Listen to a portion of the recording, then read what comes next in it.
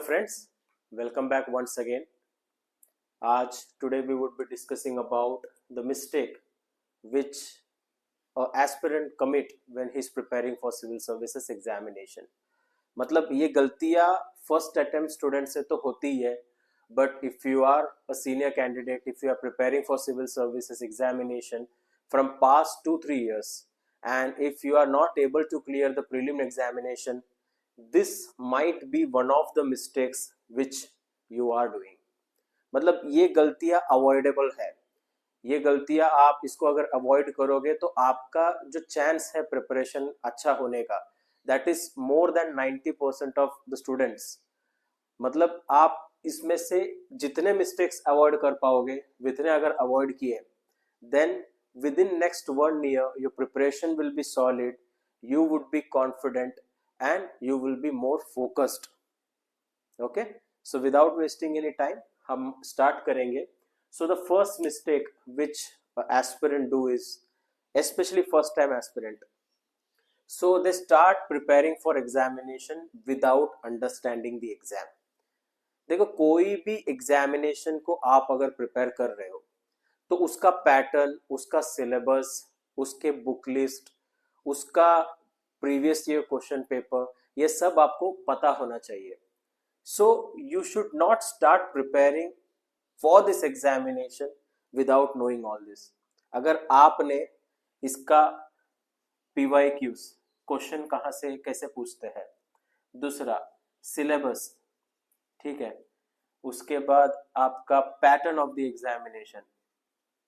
वैसे तो मैं कहूंगा पैटर्न बदलता रहता है, but still you can observe some kind of similarities with the nature of the question जो सिविल सर्विसेज में रिपीट होता है. आई विल गिव एग्जाम्पल बाद में, बट अभी के लिए पैटर्न, ठीक है. उसके बाद सब्जेक्ट्स, ठीक है. ये सबको देख करके यू शुड एटलीस्ट कम से कम आप 2 से 3 दिन पूरा डेडिकेटेडली होके इसको मतलब चेक कीजिए, ये सारी चीजों को, स्पेशली ये सिलेबस को, क्योंकि यहां से जा करके आपका न्यूज़पेपर आपको पढ़ना है. तो आपको सिलेबस अगर पता नहीं होगा तो न्यूज़पेपर में जो भी न्यूज आते हैं आप न्यूज पे फोकस करोगे और इश्यूज पे फोकस करना होता है. So this becomes important.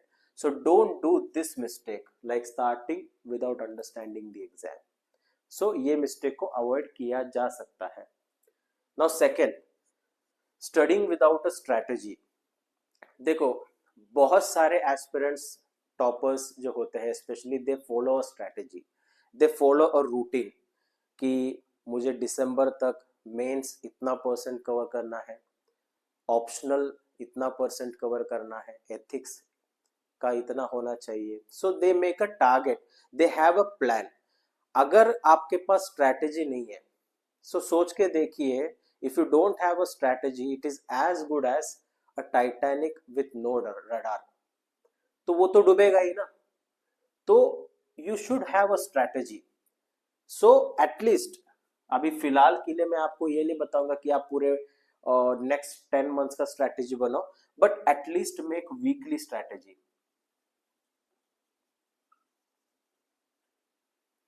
Daily schedule,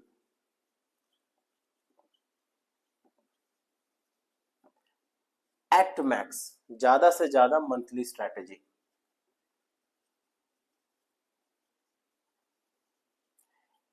अब इससे फायदा क्या होता है, you keep your check on what you are doing actually. पूरे दिन में आप क्या कर रहे हो ये आपको पता चल जाएगा. पूरे महीने में कितना पढ़ लिए, पूरे हफ्ते में कितना रिवीजन हो गया, कौन से टॉपिक्स कवर हो गए, तो ये सब यहां से पता लगता है. So this is the second mistake which generally not even first time aspirant, जो 2-3 बार फेल होता है उसके बाद वो स्ट्रैटेजी प्लान सब बनाने जाता है. तो ये मत कीजिए if you are a first time aspirant, क्योंकि आपको you will never get a second chance to create a first impression. तो फर्स्ट अटेम्प्ट में बहुत अच्छा आपका मोटिवेशन होता है, पढ़ाई का मन लगता है, तो इसको अच्छे से कीजिए. इसको स्ट्रैटेजी बनाइए, अपना एक अपने हिसाब से बनाइए. Now collecting too many resources. So जैसे कि मैंने कल कहा, अगर आप ओल्ड राजेंद्र नगर जाओ, कहीं पे भी जाओ जहां पे आप पढ़ाई कर रहे हो, जहां पे कोचिंग है, तो आपको एक सब्जेक्ट के 3 बुक मिलेंगे। तो मुझे बताओ कि यार वो 3 बुक आप पढ़ोगे, उसका नोट्स आप बनाओगे।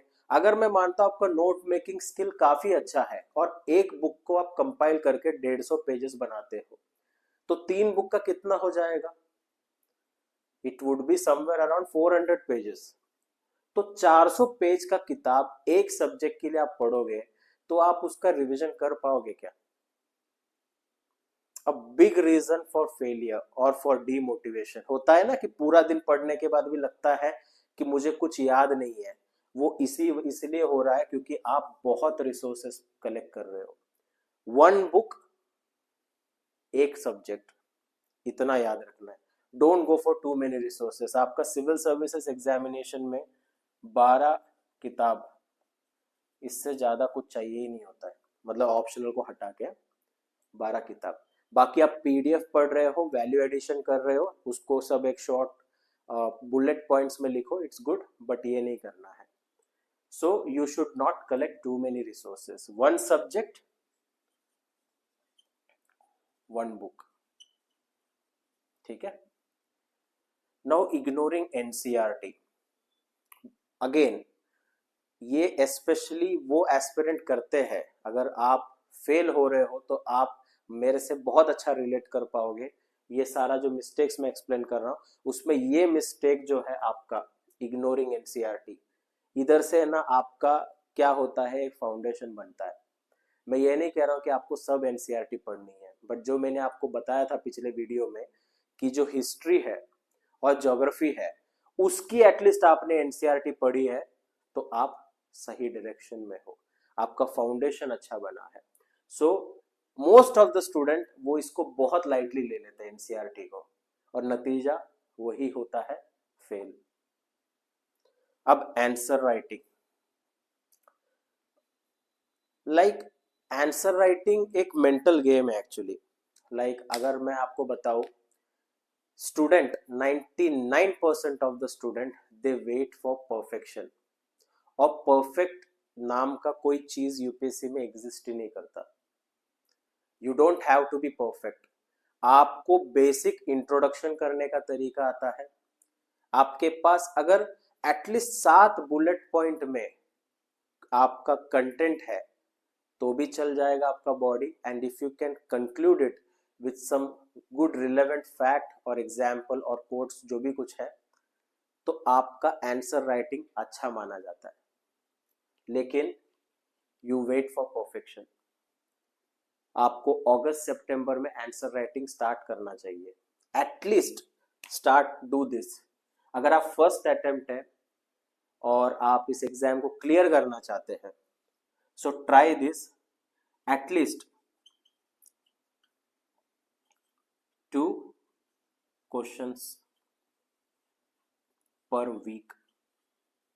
अब मैं आपको ये भी नहीं बता रहा हूं कि आपको डेली कुछ लिखना है।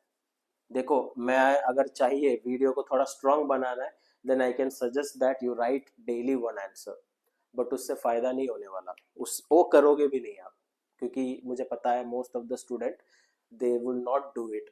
बट अगर ये भी कर गए ना आप बाय एटलीस्ट सितंबर, चलो अगस्त छोड़ो, सितंबर में भी स्टार्ट किया ना, तो इमेजिन अक्टूबर, नवंबर एंड दिसंबर, जब तक आपका दिसंबर खत्म हुआ रहेगा, आपने तकरीबन तकरीबन 80 प्लस क्वेश्चंस मतलब अटेम्प्ट किए होंगे।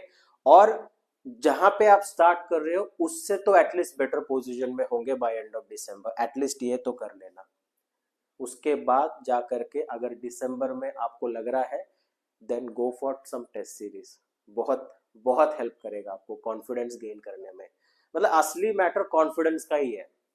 Preparation, syllabus, previous year question paper सब एक तरफ रह जाता है, और कॉन्फिडेंस का खेल अलग होता है। कॉन्फिडेंस गेन करो। कॉन्फिडेंस कैसे आएगा? आंसर लिखने से। So start practising answer writing. मतलब प्रैक्टिस के बिना आप इस एग्जाम को क्लियर करने की सोचना भी नहीं, ठीक है। Now another C SAT. मैं हर वीडियो में ये कहता हूं कि सी सैट आज एक नया विलन बना है सिविल सर्विसेज परीक्षा में।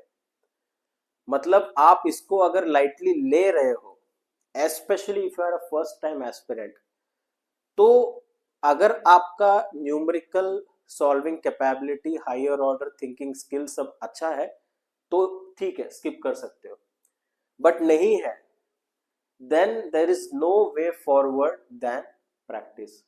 आपको पढ़ना ही है, इसको स्किप करना मतलब एक गलती एक साल। और सबसे बड़ा विलन बना है आजकल, बहुत बच्चे इसमें फेल हो रहे हैं, और इसलिए नहीं फेल हो रहे क्योंकि उनका 66 मार्क्स नहीं आ रहा है, 67। वो फेल इसलिए हो रहे हैं क्योंकि वो पढ़ाई नहीं करते। इसमें 200 में से 67 लाना यार। अब उसमें भी आपका कॉम्प्रहेंशन आ गया, लॉजिकल रीजनिंग आ गया, कम से कम ये तो परफेक्ट कर लो तो एटलीस्ट आपके ये क्लियर करने का चांस बढ़ जाता है। बट वो भी नहीं करेंगे क्योंकि लाइटली लेते चीजों को। जो लाइटली ले गया ना उसको एक साल बाद ये समझ में आ जाएगा। Now another mistake, over dependence on coaching and topper. देखो, अगर आप फॉर एग्जाम्पल टॉपर्स का वीडियो देख रहे हो या यूट्यूब पे वीडियो देख रहे हो, स्क्रोलिंग करते करते कब आपको 2 वीडियो और सजेशन में देंगे और कब आपका 3 घंटा निकल जाएगा आपको पता भी नहीं चलेगा। उससे लर्निंग कुछ होगा? Definitely not.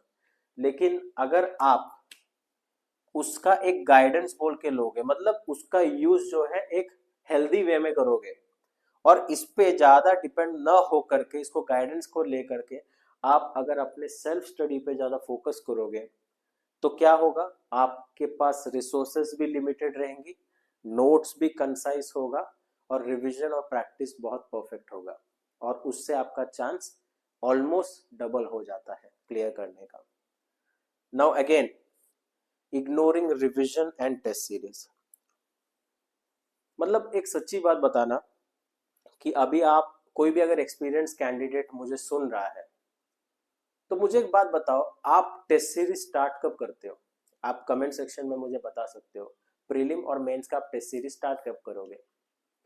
आइडियली एक आइडियल एस्पिरेंट है जो क्लियर करना चाहता है, स्पेशली फर्स्ट टाइम एस्पिरेंट, उन्होंने एटलीस्ट 3 महीने के बाद, वो प्रीलिम का हो मेंस का हो, पढ़ाई साथ में होता है, आइसोलेटेड पढ़ाई नहीं होती है।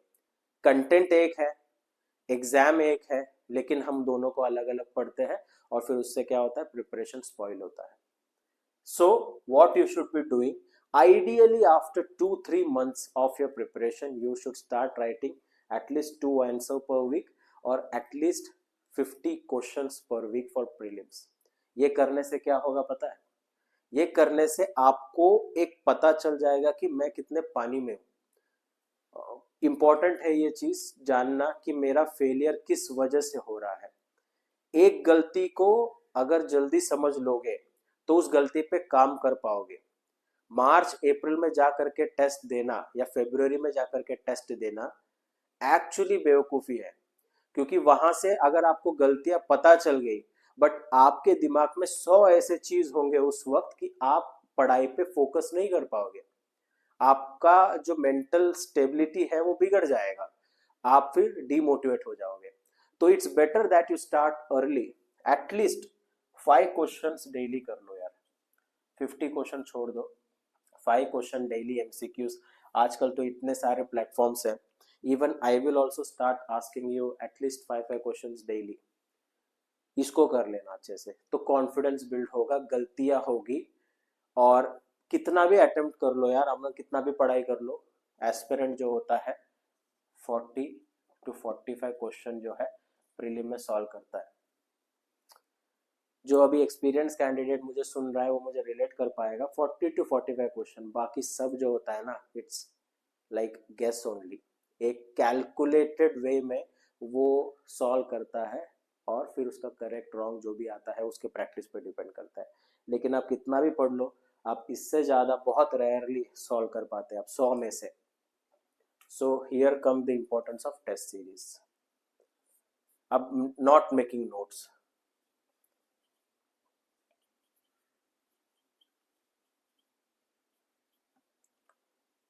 आप नोट्स को बना नहीं रहे हो, आप नॉवेल लिख रहे हो।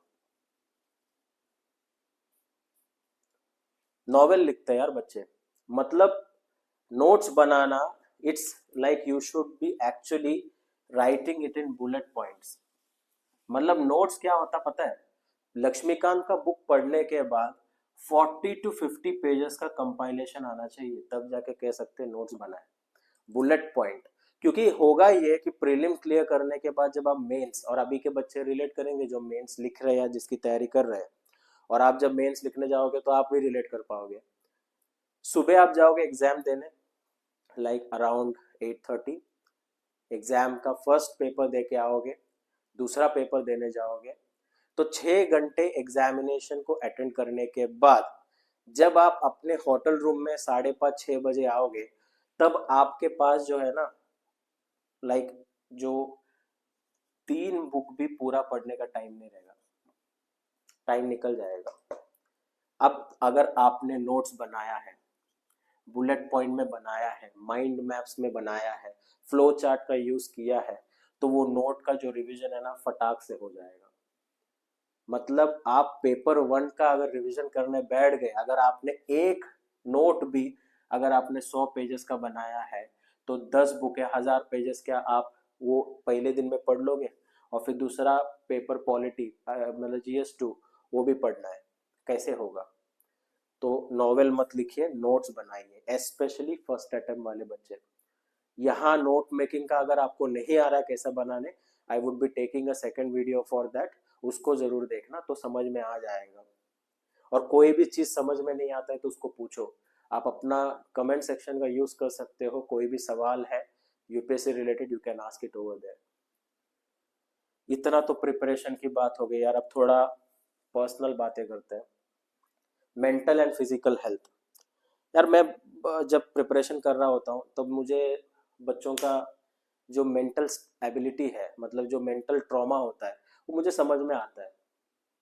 लेकिन फिजिकल हेल्थ का भी ध्यान नहीं रखते बच्चे, मतलब कुछ भी खा रहे हैं, कोई भी सिगरेट पी रहा है, कुछ भी हो रहा है, तो इसका क्या होगा पता है इम्पैक्ट। ये मैराथन है, यहाँ आप अगर फर्स्ट अटेम्प्ट में क्लियर कर रहे हो तो आपको 2 साल लगेंगे पेपर पढ़ने में और पेपर निकालने में, और 2 साल में भी अगर फर्स्ट अटेम्प्ट में भी निकालते हो तो इसका ध्यान नहीं रखोगे ना, तो बाबू कर नहीं पाओगे आप। Very important. लेकिन सब कोई इसकी बात नहीं करता है आजकल। नो माइंड, कोई बात नहीं। आप अगर इस पे फोकस करेंगे, एक हेल्दी ब्रेन कैसे मिलेगा, एक हेल्दी बॉडी से। So work on it, meditation करो, पानी पियो, चलने जाओ, ये सारा चीज कर सकते हो। Self doubt and comparison. पता है सेल्फ डाउट आता कब है, जब हम एग्जामिनेशन में रिपीटेड फेलियर हो जाते हैं, जब हम अकेले हो जाते हैं, तब ये सब चीजें हमें सताती है। हम हमें कंपेयर करने लग जाते हैं, हम ये सोचने लग जाते हैं कि मेरे से होगा या नहीं। तो देखो अगर किसी का हो रहा है तो वो अपने अपने तरीके से पढ़ रहा है, वो अपने अपने लाइफ में उसका हो रहा है, तो आप उसको कंपेयर करके अपना जो है पीस ऑफ माइंड को मत उड़ाइए। आप जो है अपने जर्नी पे फोकस कीजिए, आप अपने जर्नी कर रहे हो, आप अपना जो सपना है वो उसके लिए वर्क कर रहे हो, तो वर्क फॉर इट। तो कोई कंपैरिजन नहीं चाहिए, जब तक आप एक 3 अटेम्प्ट हेल्दी नहीं दे देते तब तक आप ये नहीं करोगे। At least try to avoid this mistakes. और भी काफ़ी सारे मिस्टेक्स है, अगर मैं उसकी बात करूंगा तो वीडियो वुड बी लाइक बहुत बड़ा वीडियो हो जाएगा। I don't want you to waste a lot of time on it. तो ये मिस्टेक्स को क्लियर कर लो, और यूपीएससी में आपका जो है at least you would be ahead of 90% student. अब अगर कोई बंदा जो है वो अगर first attempt, second attempt, third attempt दे रहा है, और क्या मैं ये बात सही कह रहा हूँ, तो आप जो है कमेंट करके बताओगे कि आपने क्या गलती किया है जिसके कारण आप फेल हो रहे हो, and we would be discussing that in detail. तो इस चीज़ को अवॉइड कीजिए, देन प्रिपेयर, इसके अकॉर्डिंग प्रिपेयर कीजिए, आपका 90% स्टूडेंट से आगे रहोगे आप। So that's all from my end. अगर आपका कोई डाउट है, कोई डिस्प्यूट है, तो आप मुझे नीचे कमेंट सेक्शन में आप पूछ सकते हो। And if any of your friend is facing problem, share this video with him so that he can avoid doing such mistake. और अगर कोई फर्स्ट टाइम एस्पिरेंट है, प्रिपेयर कर रहा है, डाउट है उसका, तो आप मुझे अदर प्लेटफॉर्म पर रीच आउट कर सकते हो, you can DM me over there. मैं पर्सनली आपका उस इशू को रिसॉल्व करूँगा। So thank you.